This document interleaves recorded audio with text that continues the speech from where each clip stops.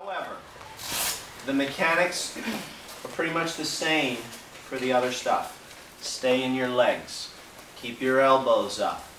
We haven't talked a lot about the breath, but just like when you're weight training, you breathe out during the hardest part of the movement. Whenever you're throwing a strike, you should be breathing out through the strike. A lot of times we'll see people hold their breath because they think it's a really hard thing and breathe at the end.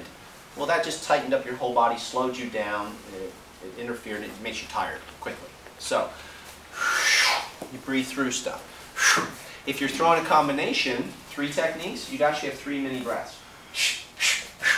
Okay? Let's move on. We just throw the jab. I think you guys understand this, but let's review it for the folks at home. When you throw a punch, don't pull your hand back and then throw the next one. So you just wasted all the kinetic buildup of energy. When you threw this punch, this is, mind you, slowed down of course, we'd be going right into the cross. We use that motion as we pull it back to drive the next technique. Now a lot of this is all from the hips, staying low, rotating, and if you think about it, there's a kinetic chain that rolls through your body all the way out into the fist. Let's trace it. It starts with the foot. The knees are bent, so that means the legs are loaded. The quads have weight in them. The whole body is heavy.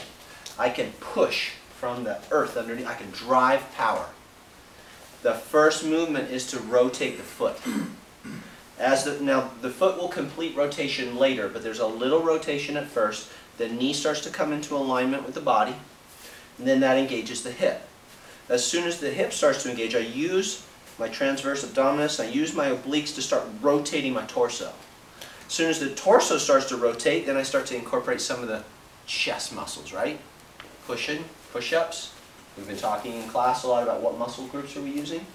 So now the power of the chest, little shoulder, tricep, forearm, fist.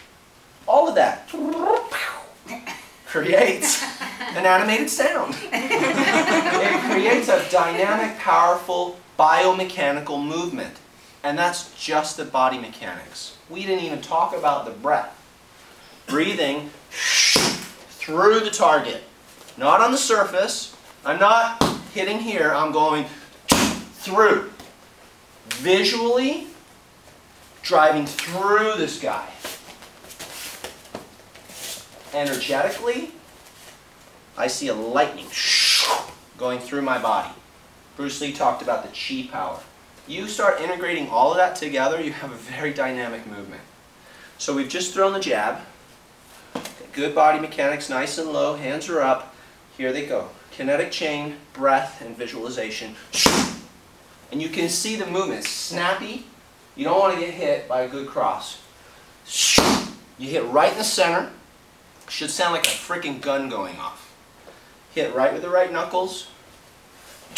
Now, after you hit, wow, yeah, I did great, and come back. No. A good martial artist hits, and immediately he covers his head, or he hits, and it gets in tight, so he doesn't know what's coming next. What if that guy could take a shot? You know, you got to be ready for, what if I missed? Didn't miss very well. Don't move. What if I missed? Yeah, I get my ear bit off. Okay? So, you alright? That was for you guys. Alright, jab, cross. I want to hear some bullets. Let's go.